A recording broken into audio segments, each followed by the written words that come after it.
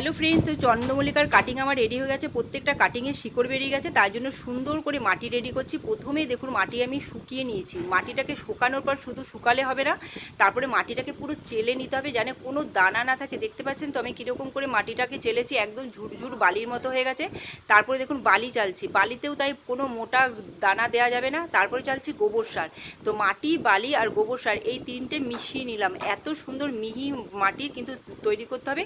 তারপরে নিয়ে নিলাম খোলাম কুচি, আর তারপরে নিয়ে নিয়েছি 8 ইঞ্চির টব। আমরা প্রত্যেক বছর 8 ইঞ্চির টবেই গাছ লাগাই এবং এতে কিন্তু খুব ভালো হয়। প্রথমে টবের মধ্যে খোলাম কুচি দিলাম, তারপরে নিচে কিছুটা বালি দিলাম, তারপরে যেই মাটিটা মিক্সিং করেছি সেই মাটিটা আমি ভরে দিচ্ছি। এইভাবে যদি মাটি ভরা যায়, মাটি রেডি করা যায়, তবে কিন্তু চন্দ্রমল্লিকা গাছে কোনো ফাঙ্গাস লাগবে না। খুব তাড়াতাড়ি চন্দ্রমল্লিকা গাছ ঝাঁকড়া হতে থাকবে, গাছ খুব বাড়বে এবং প্রচুর পরিমাণে ফুল হবে, যেটা আমার বাগানে হয়। আপনারা যারা আমার চ্যানেল দেখেছেন তারা প্রত্যেকেই লক্ষ্য করে থাকবেন যে প্রচুর পরিমাণে ফুল আমার বাগানে কিন্তু হয়। ভিডিওটা ভালো লাগলে সাবস্ক্রাইব করবেন।